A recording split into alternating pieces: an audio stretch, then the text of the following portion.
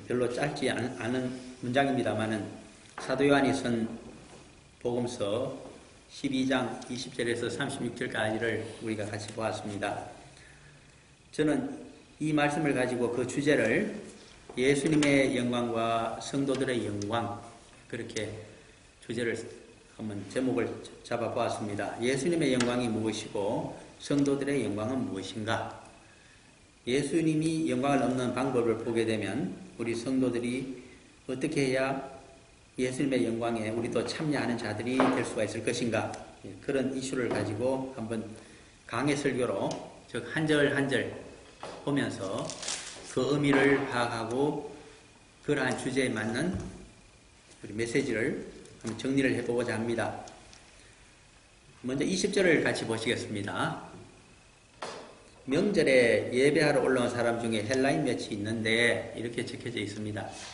여기에 명절에라고 하는 것은 요한복음 12장 1절 보시면 어떤 명절인지가 명기가 되고 있습니다. 6월절 여세 전에라고 하기 때문에 6월절 명절 전에 올라온 사람들입니다.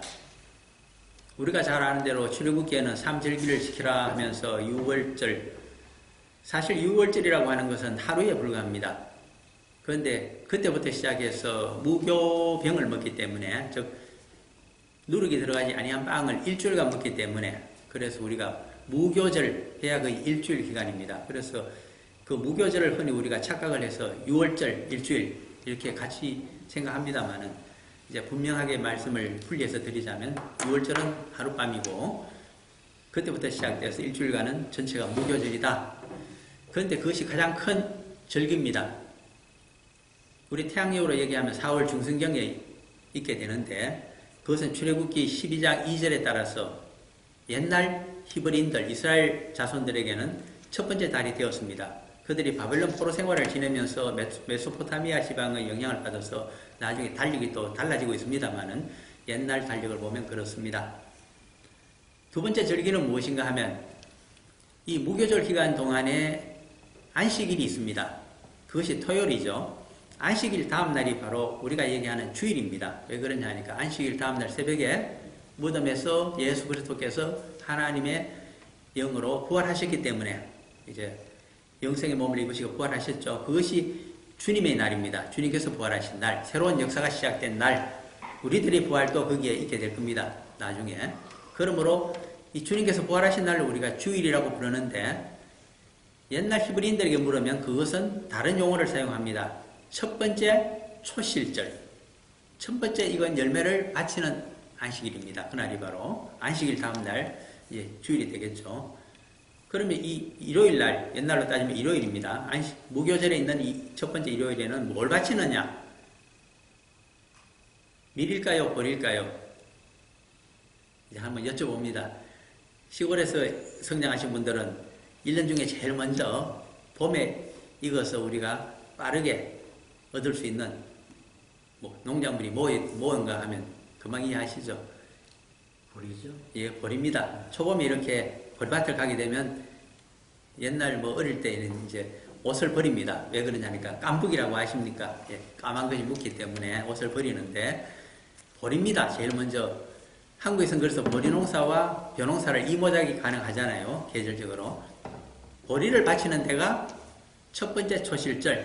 언제 있다고요? 4월 달에 있는 바로 무교절 기간 동안에 있다. 6월절이 지나서 이렇게 진행될 때. 그 다음 날부터, 월요일부터 이제 계산을 하기 시작합니다. 하루, 이틀, 3일 계산해서 일주일씩 7번이 지나게 됩니다. 77이 49, 77절이 이제 그 다음날 또 일요일, 주일이 다가옵니다. 50일 만에. 그것이 오순절이라 그럽니다. 순이라고 하는 것은 열흘이라는 뜻입니다. 5번의 열흘이 지났다. 이 오순절이 되게 되면 그 역시 77이 49, 월요일부터 따졌으니까 한 다음에 하루를 더하니까 오순절에는 틀림없이 두 번째 또 주일이 찾아옵니다. 이 날이 무엇인가 하면 이름하여 두 번째 초실절입니다. 두 번째 초실절이 되면 무슨 열매를 바칠까요? 곡식 중에 대체적으로 이제 오전에 수확이 된 밀을 바칩니다. 밀중에 수확된 것 중에 좋은 것을 뒀다가 두 번째 초실절이 되면 오순절이 되면 가져다가 바치는데 이것이 바로 그들의 주식입니다. 메인이죠. 메인 크랍을 바칩니다. 그러므로 제일 중요하죠. 자, 이제 두 가지 절기를 제가 말씀드렸습니다. 6월절 또는 무교절. 두 번째는 오순절 또는 7.7절. 그렇게 부릅니다. 가을거지가 모두 끝납니다. 그러면 크게 곳간에 다 갈무리를 해야 됩니다. 그러고 나면 이제 얼마나 기쁜지 모릅니다. 농번기는 바빴지만 농한기 때는 한 계절 쉬게 되니까 그때까지 봄, 여름, 가을 세 철을 얼마나 농사 짓게 이 농부의 손이라고 하면 정말 지문이 안 날 정도로 그렇게 거칠어지고 얼굴도 제가 어릴 때 우리 집안에서는 대체적으로 다 우리 윗대는 어려웠어. 자식은 많고 어려워서 뭘 했느냐 하니까 나머지 머슴살이를 했던 집안입니다. 그러다 보니까 상당히 농사에는 이골이 났지만 어렵죠. 그래서 제 이제 큰아버지, 작은 큰아버지, 또 삼촌 이렇게 보게 되면 이 세 계절의 농사를 짓고 나면 한 10년쯤 늙어버립니다. 쭈글쭈글해집니다. 그것이 제가 어릴 때 보았던 농촌의 사정입니다. 95% 이상이 시골에서 다 농업을 천하지 대본으로 알고 살았고 그리고 한 5% 정도가 안 되는 사람들이 어촌에서 어로 작업해서 살았고 그 다음에 참 한 2, 3% 될까요? 그 사람들이 공업에 옛날에 정근대 시절에는 그들이 공업을 종사를 했습니다. 그것이 옛날 시골의 모습이었습니다. 그런데 언제 그러면 이 쭈글쭈글하고 한 10년 정도 늙어진 모든 탄력을 잃어버린 이 살갗들이 다시 기름기가 흐르게 될까요? 겨울입니다. 그것이 농한기 추운 계절입니다. 그때 모든 대소사도, 모든 만남도, 가급적이면 모든 결혼식도 그때 해야 됩니다. 그러니까 그때가 참 좋은 계절이잖아요. 춥지만 불만 뜨끈뜨끈하게 넣어놓으면 참 좋은 때, 그때가 바로 시골에 옛날에 한 계절이었다. 사랑방에 모여서 다 잘 지내던 때가 그 겨울 때입니다. 이것이 히브리로 가게 되면, 이스라엘로 가게 되면 수장절이라고 부릅니다. 수장절. 모든 곡식과 열매를 다 저장을 하고 이제 농한기를 지내게 되었으니 이 한 계절에는 좀 살도 찌우고 피부도 좋게 하고 기름도 흐르게 하고 혼사도 치르고 모험도 가지고 이때가 한국이나 옛날 그대 이스라엘이나 똑같습니다. 그러니까 이때가 수장절이 중요하잖아요. 그래서 감사하는 뜻에서 이제 한 절기를 우리가 한 계절을 이 겨울을 잘 지내게 되었으니 그동안 보호해주셔서 감사합니다 하고서 온갖 과일과 온갖 허브와 온갖 남은 곡식들을 거두어서 하나님께 바치면서 한 가지 이제 행사를 치릅니다. 그것이 무엇일까요? 그동안 미뤄두었던 하나님 말씀을 전폭적으로 공부하는 초막절이 그때 있게 됩니다. 옛날 포생하던 출애굽 시대를 생각하면서 초막을 지어놓고 거기서 모여서 출애굽의 이야기부터 시작해서 여호와 하나님의 역사와 이스라엘의 역사 가운데 역사하신 구원의 하나님에 대해서 공부하시는 때가 그때이고 이 서민 유대인들이 선민 사상을 굳건히 하는 때가 그때이며 그들에게 귀로만 전해져 오는 히브리의 여호와 하나님에 대한 이야기를 체계적으로 배우게 되고 익히게 되고 또 새로운 이론을 가르쳐주는 때가 바로 그때입니다. 이것이 신앙교육입니다. 그 가운데 가장 중요한 것은 이 첫 계절에 있는 6월절입니다. 그것은 출애굽기 12장에 기록이 되어 있고 그리고 이 6월절 어린 양으로 나중에 예수 그리스도가 메시아가 오시기 때문에 그들에게 굉장히 중요합니다. 또 예수님에 있어서는 이때가 공생의 마지막 6월절을 맞이해서 지금 예루살렘에 입성을 하시고 그 다음에 하신 중요한 이야기가 여기서 나타납니다. 마치 유언과도 같은 이야기가 오늘 사실 읽었던 이 말씀 구절 중에 들어있습니다. 그런 의미에서 한번 봅니다.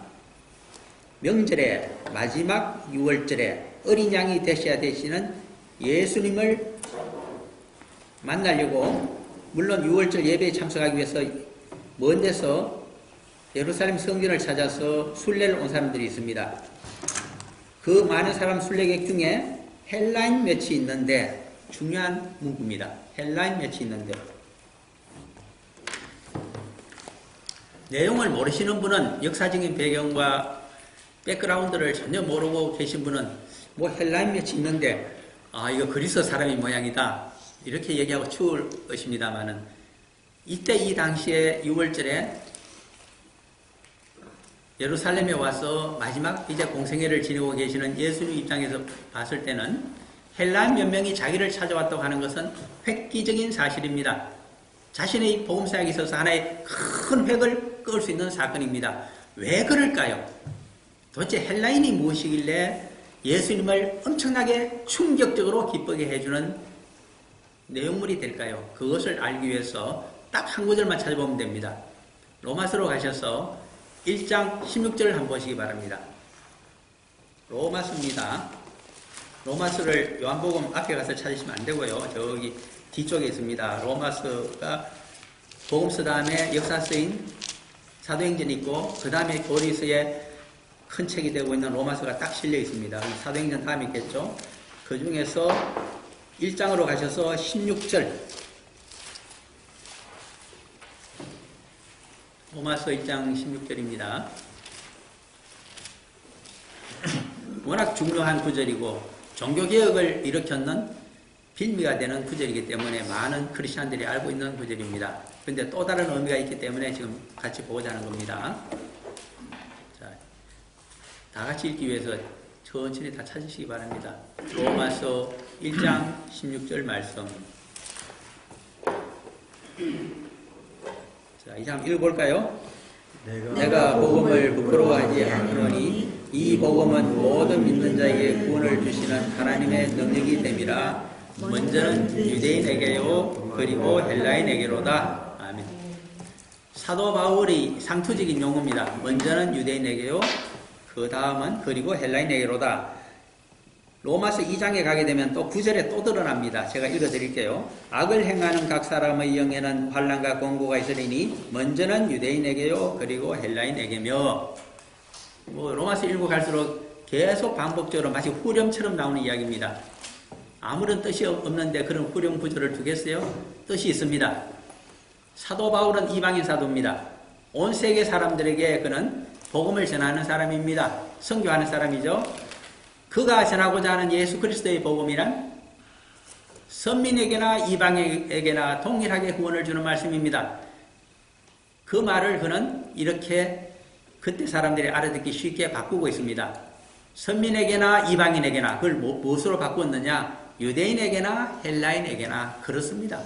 이 헬라인 다음에는 뭐가 들어갈까요? 로마인에게나. 근데 로마인에게라는 말을 안 하고 로마서를 적고 있습니다. 알아들어야 됩니다. 그러므로 여기 나타나는 오늘 본문 20절에 나타나는 헬라인 몇 하는 것은 이방인을 뜻합니다. 이방인들이 유대교인이 되어서 가장 큰 절기인 6월절을 지내고자 순례객이 되어서 예루살렘 성전을 찾아왔다고 하는 것도 대단한 일이지만은 더 대단한 일은 그들이 예수 그리스도에게서 복음을 듣기 위해서 지금 만나기를 원했다고 하는 것은 더 대단한 일입니다. 지금 그것을 얘기하고 있습니다. 그 다음에 21절 볼까요? 그들이 갈릴리 베세다 사람 빌립에게 가서 청하여 이르되 선생이여 우리가 예수를 배우고자 하나이다 하니 예수님께는 12명의 사도들이 있습니다. 남자 제자들이면서 3년 6개월간 지금 3년 정도 같이 이미 공생애를 지냈습니다. 공생애를 지냈다고 하는 것은 먹고 자고 같이 마시고 같이 여행을 하고 있다는 뜻입니다. 그러면서 예수 그리스도의 복음을 배우고 예수 그리스도의 생애에게서 복음을 실천하는 삶이 무엇인가를 지금 익히고 있는 중입니다. 그 12명의 사도들 가운데 누구를 찾아갔을까요? 이 이방인들이. 그것을 잘 보셔야 됩니다. 갈릴리 베세다 사람 빌립을 찾아갔다고 적고 있습니다. 왜 하필이면 갈릴리 베세다 사람 빌립일까요? 이걸 생각해 봐야 됩니다. 한 번도 생각을 안 해보셨겠죠? 우리는 뭐 생각할 필요 없이 12명 중에 아무나 한 명 찾아갔을 거라 이렇게 생각하고 말지 않겠습니까? 그러나 성경을 깊이 들여다보면서 그 속에 무슨 의미가 포함되어 있는가를 맥을 잡아서 끄집어내기 위해서는 참 중요한 문구입니다. 갈릴리가 있습니다. 갈릴리는 예루살렘에서 참 멀리 떨어 있습니다. 북방에 있는 갈릴리잖아요. 이사야서 9장 1절과 2절을 보게 되면 옛날에는 멸시를 당하고 천대를 받던 갈릴리 지역입니다. 그러나 복음의 빛이 갈릴리에서 비치기를 시작한다고 선지자 이사야는 예언을 해두고 있습니다. 예수님 오시기 벌써 700년 전쯤에 그렇게 예언을 해서 기록을 하고 있습니다. 도대체 갈릴리가 무엇이길래 그런 말을 할까요? 이사야의 말 그대로 갈릴리는 변방입니다. 예루살렘에서 북쪽으로 멀리 떨어져 있기 때문입니다. 예수님 당시에도 이것은 변방입니다. 왜 그러냐 하니까 로마 총독이 관할하고 있는 지역이 예루살렘, 그 위에 있는 유대 땅, 예루살렘을 에워싸고 있는 또 유대 땅 그 위에 북쪽에 있는 사마리아, 이 세 개 지역은 로마 총독이 직할을 하고 있습니다. 갈릴리 지역은 두 개로 쪼개집니다.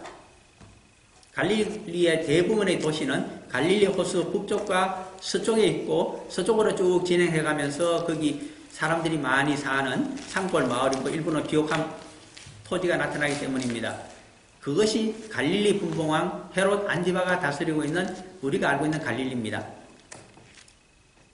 그런데 이 헤롯 분봉왕이 다스리는 왕도가 어디 있느냐 하니까 갈릴리 중에 제일 북쪽에 있는 가버나움입니다.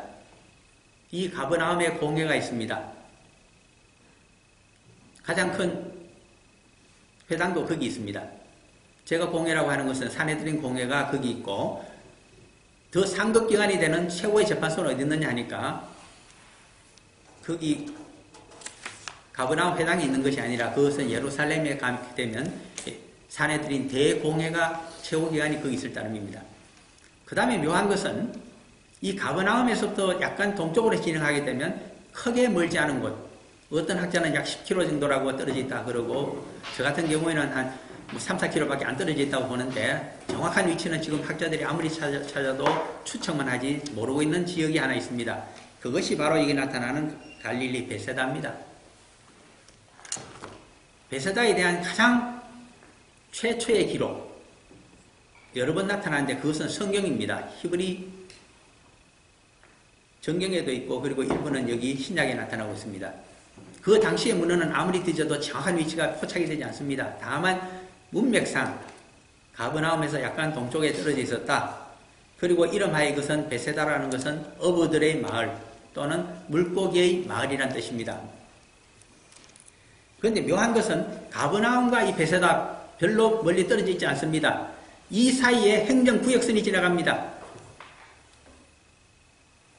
나라와 나라의 경계가 거기 지나가고 있다는 뜻입니다. 국경입니다.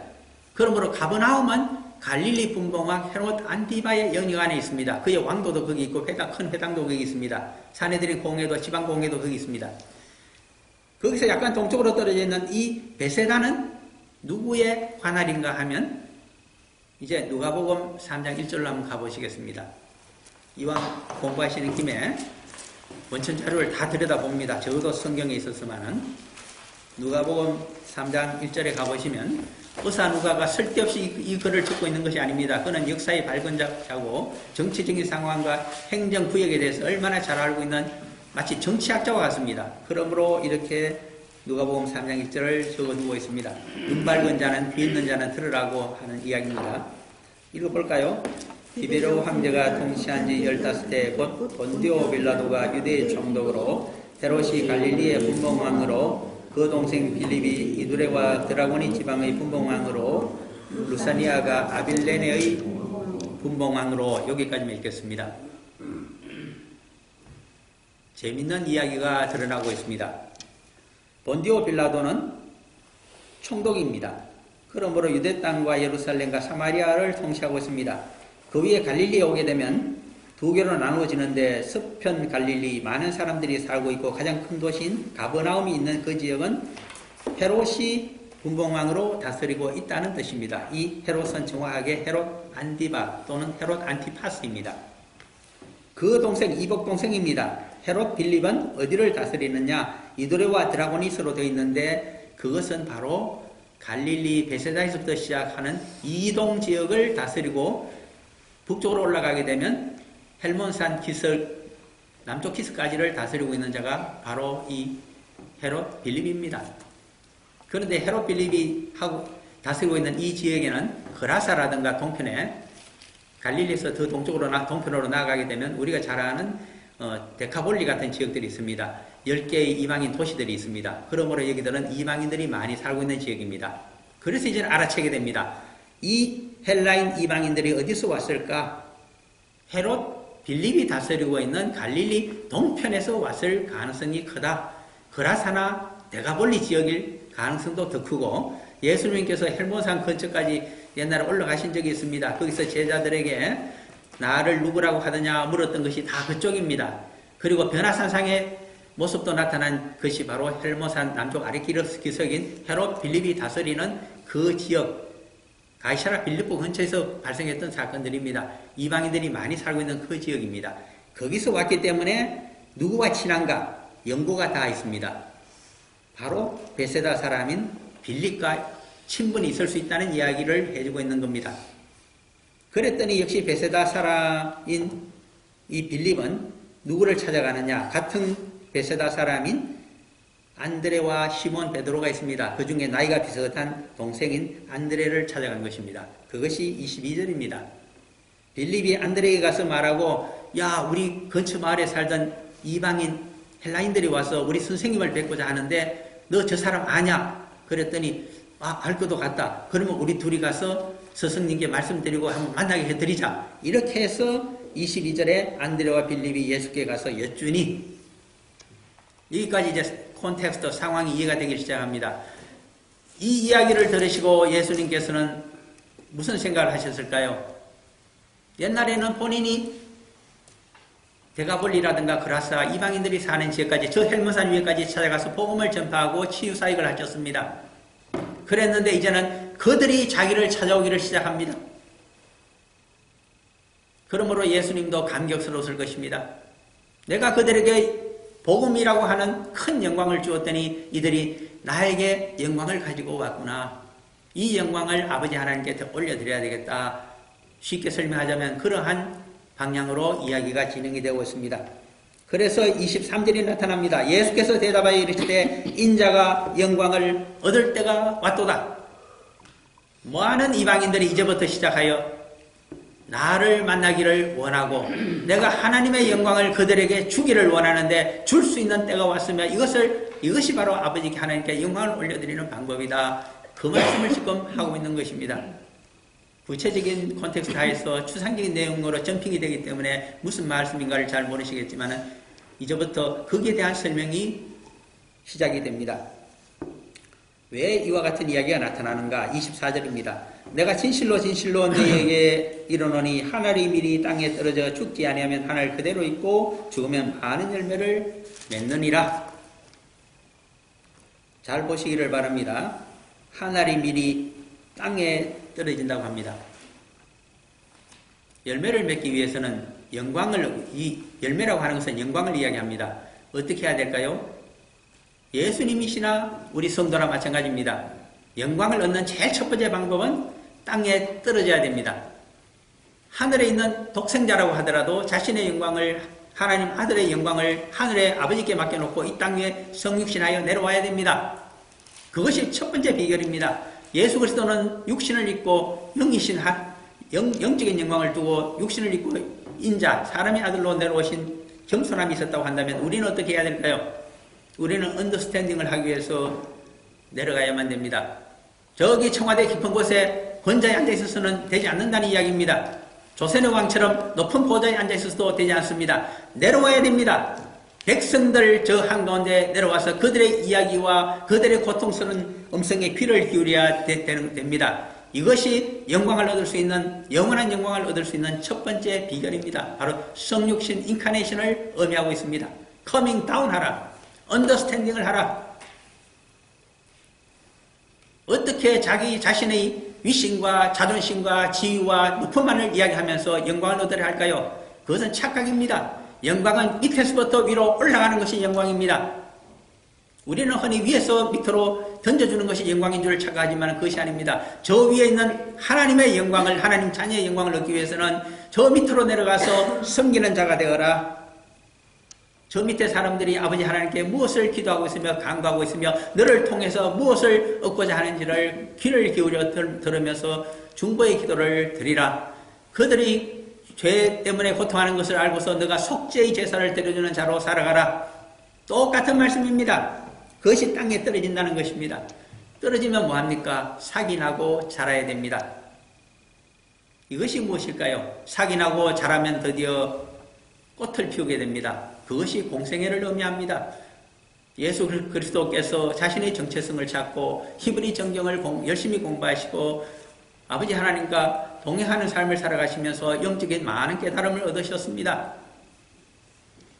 히브리 정경에 적혀져 있는 아버지 하나님의 모든 말씀이 바로 천국 복음이요 만민 구원이요 영생 구원이라는 하나님 나라의 건설이라는 것을 정확히 아셨으며 인간적인 정의가 아니라 집단 이기적인 정의가 아니라 온 세상 모든 피조물을 돌보고 살리시라 하는 공의의 정신을 실천하라는 것인 줄 깨닫게 되셨습니다. 혼자 깨닫고 있으면 뭐합니까? 이것을 복음으로 하나님 아버지의 여호와의 뜻으로 모든 히브리 정경의 구약에 적혀져 있는 여호와 하나님의 말씀의 뜻으로 선언하시고 선포하시고 가르치시기를 시작하셨습니다.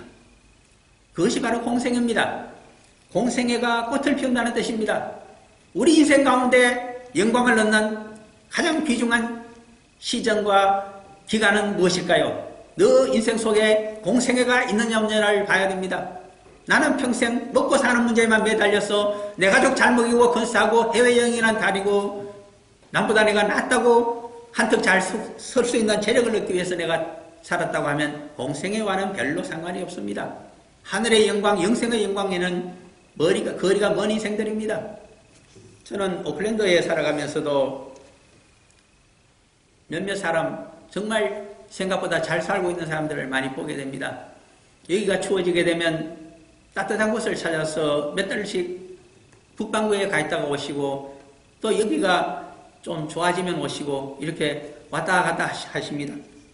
하기야 돈이 많은 분, 세계 여행을 많이 하신 분 중에는 저기 포르투갈에 별장 하나 두고 뉴질랜드에 하나 두고 살면 제일 좋다고 합니다. 계절이 반대이니 오죽이나 왔다 갔다 하면 좋겠습니까? 그것도 못 하시는 분은 오늘 요새 퀸슬랜드로 많이 갑니다. 거기가 많이 따뜻하기 때문에 그렇습니다. 물론 50년, 60년 일하셨으니까 60대, 70대가 되어서 뭐 그렇게 하는 거 그게 나쁘다고 볼 수는 없습니다만은 또 돈 뒀다 어디 하겠습니까? 뭐 그렇게 다 쓰고 가신 것도 좋다고 생각됩니다만은 그러나 이 말씀을 들여다보게 되면 인생이란 게 그렇게 허송할 세월이 아니라고 하는 것을 깨닫게 됩니다. 그러므로 깨달은 대로 살아가야 됩니다. 그것이 공생애의 의미가 됩니다. 그것이 하나님의 영광, 영생을 얻는 두 번째 방법이 됩니다. 세 번째는 무엇일까요? 24절에 들어있습니다. 죽으면 많은 열매를 맺거니와 죽어야 됩니다. 무엇 때문에 죽어야 될까요? 안 그래도 다 향년 누리면 다 죽게 되는데 뭐 죽는 것을 그리 대단히 서두었을까요? 그것이 아닙니다. 그래서 25절이 나타납니다. 어떻게 죽어야 되느냐? 자기의 생명을 사랑하는 자는 잃어버릴 것이요 자기 목숨만을 위해서 육신적인 삶만을 위해서 모든 재력과 시간을 다 허비한 자는 결국 수명이 다하면 목숨과 더불어 그 육신적인 삶이 공중에 분해가 되듯이 사라져 버리는데 불과하지만은 이 세상에서 자기의 생명을 미워하는 자는 목숨과 육신적인 것을 탐닉하는 것이 아니라 그것을 미워하고 영원한 생명을 얻기 위하여 인생을 살아간 자는 영생하도록 보존되는 영원한 생명을 얻으리라. 영원한 영광을 얻으리라. 우리 주님의 말씀입니다. 이 말씀도 못 알아듣는다면 한국말 공부 다시 하셔야 됩니다. 그것도 어렵다 싶어서 한 번 더 설명해 주십니다. 얼마나 구체적으로 설명해 주시는지요. 저보다 훨씬 나으신 선생님이 예수 그리스도신 줄 저는 압니다. 그래서 26절이 나타납니다. 저 같으면 안 해줄 텐데 더 알아듣기 쉽게 구체적으로 해주시네요. 26절 사람이 나를 섬기려면 내가 아버지 하나님을 섬긴 것처럼 너희들이 나 스승이 나를 섬기려면 어떻게 해야 되느냐? 나를 따르라. 이 나를 따르라는 말은 마태복음 16장 24절에 가면 더 구체적으로 얘기하고 있기 때문에 여기서는 사도 요한이 간단하게 적어놓은 것으로 보입니다. 어떻게 따르면 됩니까? 마태복음 16장 24절 나를 따라오려거든 자기를 부인하고 자기 이익과 자신의 고집을 내려놓고 누구의 의견을 쫓아서 우리 주님이 살아가신 것처럼 그렇게 아버지의 뜻을 살피면서 주님의 뜻을 살피면서 그것을 부인하기 위해서 살아가라. 그렇게 하다 보면 자기 십자가를 지고 가는 삶 대소의 삶, 희생적인 삶, 헌신적인 삶, 섬기는 삶으로 바뀌어지는 것이 있을 것이다. 그 말씀을 해주고 있습니다. 그것이 바로 26절에 있는 나를 따르라고 하는 의미입니다. 그렇게 고난 가운데 예수 그리스도처럼 살아가게 되면 나 있는 곳에 나를 숨기는 자도 거기 있으리니 나의 영광을, 부활 승천하신 예수님이 자신의 영광을 누구와 나누겠다 하십니까? 나처럼 살아가는 나의 제자들과 나누겠다. 어디 있는 말씀일까요? 이 말씀에 대한 것은 누가복음 22장 28절에서 30절 사이에 있다고 제가 누차 말씀을 드렸습니다. 누가복음 22장 28절에서 30절. 너희들은 고난 가운데 나와 함께한 자들인즉 천국에서 나와 함께 먹고 마시며 이스라엘 12지파를 함께 다스리자. 멸류관을 주시는 주님의 영광을 나누어 주시는 장면이 거기서 예수님의 말씀 가운데 드러나고 있습니다. 나 있는 곳에 나와 같이 인생을 살아간 너도 거기 있으리니 사람이 나를 섬기면 내 아버지께서 그를 귀히 여기시리라. 똑같은 상급을 주시리라. 그 말씀입니다. 하늘나라의 농공행상을 원하십니까? 그렇다면 우리 주님의 제자로서 살아가시면 정확하게 그것을 얻을 수가 있다는 이야기입니다. 그러므로 요한복음 17장에 가시게 되면 마지막 기도를 통해서 태초부터 주신 나의 영광을, 독생자의 영광을 나의 제자들에게도 훗날 아버지께서 볼 수 있게 해주시기를 원하십니다는 말씀이, 예수님의 말씀이 나왔습니다. 요한복음 또한 앞부분에 가시게 되면 세례 요한이 나는 메시아는 아니지만은 메시아가 나의 친구이니 메시아께서 신랑이 신부를 얻는 것 같이 모든 세상 사람들을 구원하여 천국 잔치를 벌일 때에, 그리고 결혼식으로 그것을 비유하고 있습니다. 결혼식에 나는 덜러리가 되어서 주님의 베스트 프렌드가 되어서 같은 기쁨으로 내가 충만하겠노라 하는 말씀을 세례 요한이 자신의 제자들에게 해주고 있는 말씀도 목격하실 수가 있을 것입니다. 전부 같은 이야기입니다. 27절로 넘어가겠습니다. 그러나 영광은 미래에 있는 것입니다. 현재는 고난스러운 십자가가 자신을 기다리고 있습니다. 우리 성도의 삶도 거듭난 삶이 그렇습니다. 예수님처럼 살아가 보려고 하면 얼마나 빛이 나게 되는지요. 세상의 멸시까지 받게 되고 가장 어리석은 사람이라고 손가락 짓을 받게 될 것입니다. 그러므로 27절에 나타납니다. 지금 내 마음이 괴로우니 무슨 말을 하리요. 아버지여 나를 구원하여 이때를 면하게 하여 주옵소서. 그러나 내가 이를 위하여 이때에 왔나이다. 이 말씀은 본래 예수님의 겟세마네 동산의 기도를 반복적으로 변형시켜서 써놓은 것에 불과합니다. 겟세마네 동산의 이 기도가 예를 들면 누가복음 22장으로 가보시게 되면 40몇 절에 나타날 것입니다. 누가복음 우리 22장 한번 찾아가서 볼까요? 누가복음 22장 42절에 거기 있네요. 공안복음에 있습니다만 요한복음에는 이렇게 변형시켜서 선호하기 때문에 한번 원형을 보고자 합니다. 누가복음 22장 42절.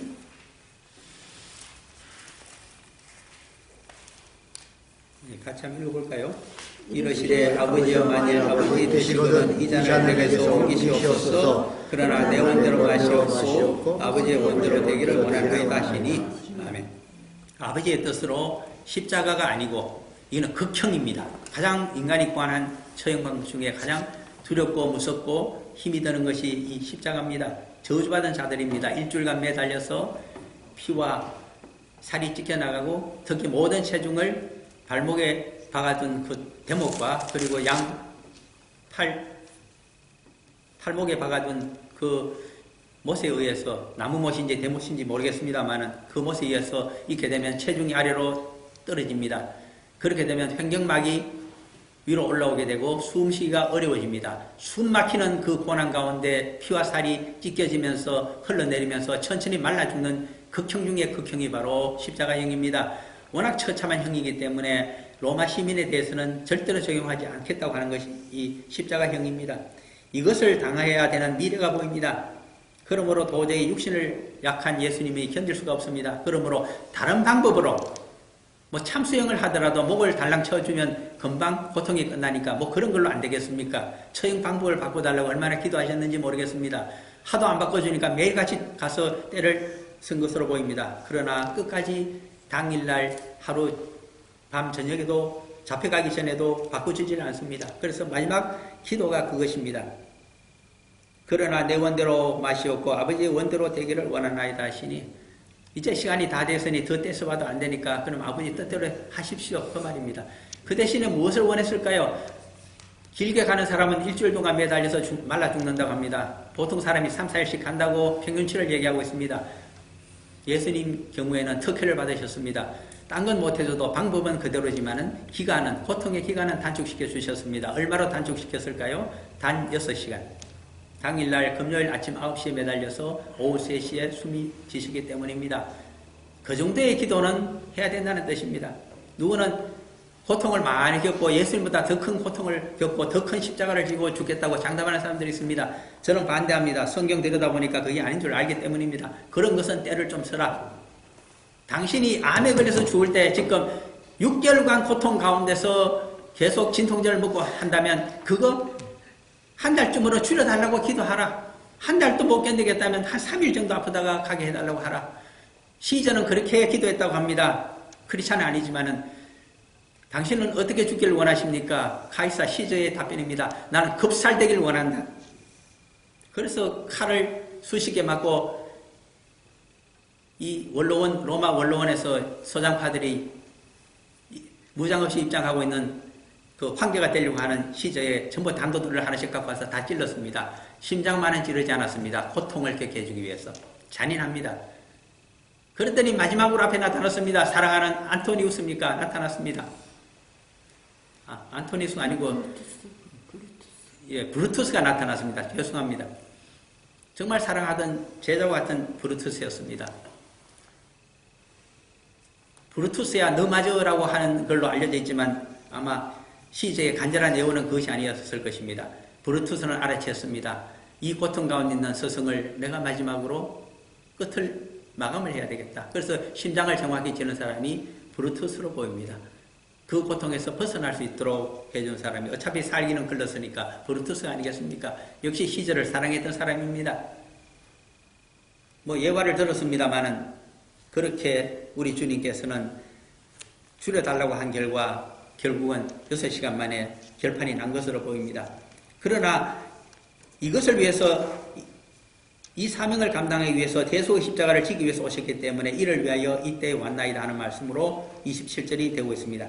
그 다음에 28절이 이어집니다. 아버지의 이름을 영광스럽게 하옵소서 하시니 저의 이 십자가 죽음을 통해서 아버지께서 온 세상 사람을 돌이키시고 회개시키시고 하늘나라 백성으로 만들어서 영광을 받으시라는 말씀을 하셨더니 하늘에서 소리가 들려왔습니다. 내가 이미 영광스럽게 하고 또다시 영광스럽게 하리라 하시니 중요한 이야기입니다. 이미 영광을 예수님께 주셨다는 이야기입니다. 언제 주셨을까요? 공생애를 통해서 영광을 주셨고 헬라인들, 이방인들이 찾아오게 해서 영광을 주셨고 앞으로도 영광을 주시겠다고 하십니다. 부활시키실 것이요 성천시키실 것이라고 하십니다.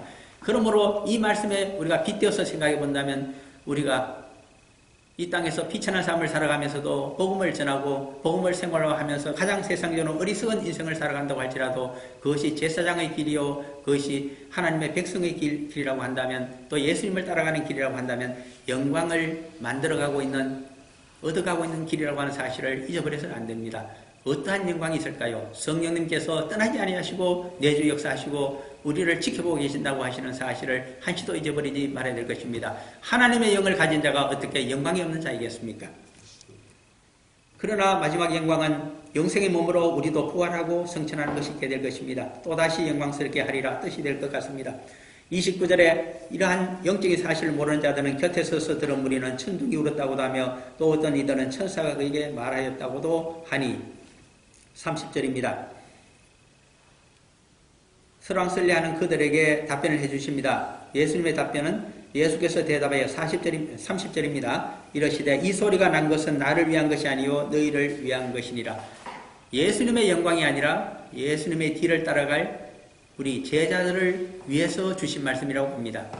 그러므로 우리가 예수님의 제자답게 공생애를 살아가고 땅끝까지 복음 전파의 삶을 살아간다면 이미 그것은 영광스럽게도 하나님의 자녀가 되고 예수 그리스도의 제자가 되고 거룩한 백성이 되어서 성령님께서 우리를 떠나지 아니하시고 하나님의 영광 가운데 우리가 살아간다는 의미고 결국 그것은 부활과 성천으로 연결이 된다는 말입니다. 그런 의미에서 이 소리가 난 것은 나를 위한 것이 아니요 제자들인 너희들을 위한 것이라고 말씀해 주십니다. 마지막 우리들에게 농공행상이 있습니다. 그것이 31절입니다. 우리는 12월 31일이 1년의 마지막이듯이 요한복음 12장 31절에서 마지막 말씀을 하십니다. 이제 이 세상에 대한 심판이 이르렀으니 이 세상의 임금이 쫓겨나리라. 당대에 세상 임금이 쫓겨나는 것을 본다고 하는 것은 참으로 귀한 기회입니다. 요새는 조선의 시대도 지났으니까 조선왕 쫓겨나는 거 우리 못 보셨잖아요. 역사 가운데 연산군이 쫓겨났고 광해군이 쫓겨났는데 그 시절 우리가 없었기 때문에 못 봤습니다. 그런데 최근에 봤습니다.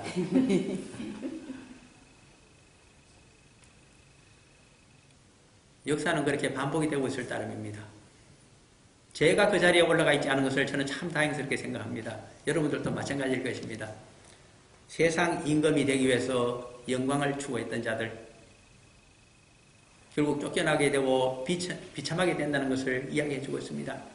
그 대신에 예수 그리스도의 성육신을 닮은 언더스탠딩의 삶으로 살아가고 공생애를 닮은 복음 전파의 삶을 살아간 자들에게는 이 세상 임금이 쫓겨나게 되면 하나님의 자녀가 되어서 예수 그리스도와 함께 이 세상을 다스리는 자들로 나타난다는 사실을, 영적인 임금이 된다는 사실을 우리가 그 영광을 바라보아야 될 자들이 될 것입니다.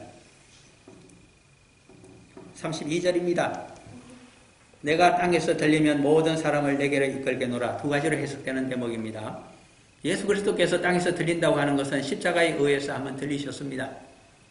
또 한 번 들리십니다. 성천이 있습니다. 그러므로 두 가지 뜻을 다 포함하고 있는 비유입니다.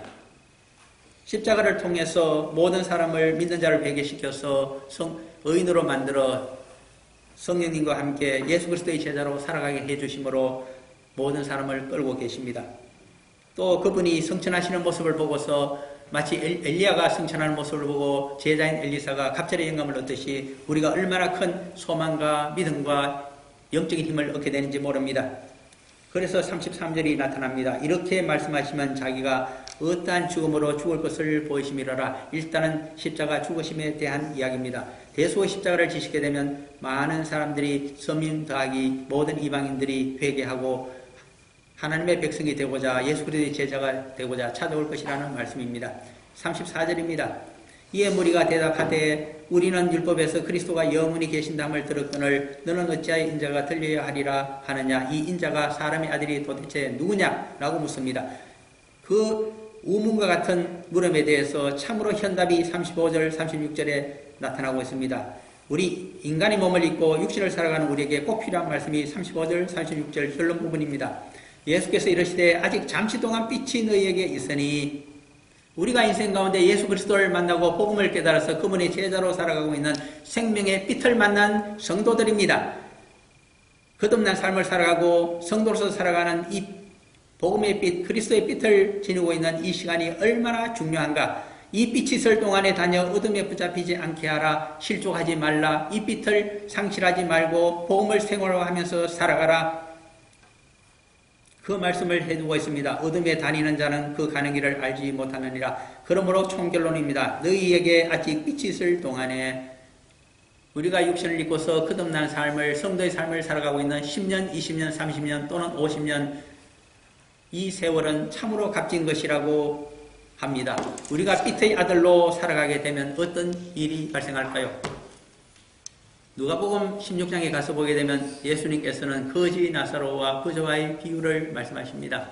그 결론이 어떠냐 하니까 지옥불에서 고통받는 부자가 아브라함의 품에 있는 거지 나사로를 자기 집에 있는 현세에서 살고 있는 5 형제에게 보내어서 자신의 참상과 천국의 영광을 좀 설명해 주면 그들이 회개하고 자기 신이 고통받고 있는 지옥으로 들어오지 아니할 것이라고 아브라함이 간절히 소원을 이야기합니다.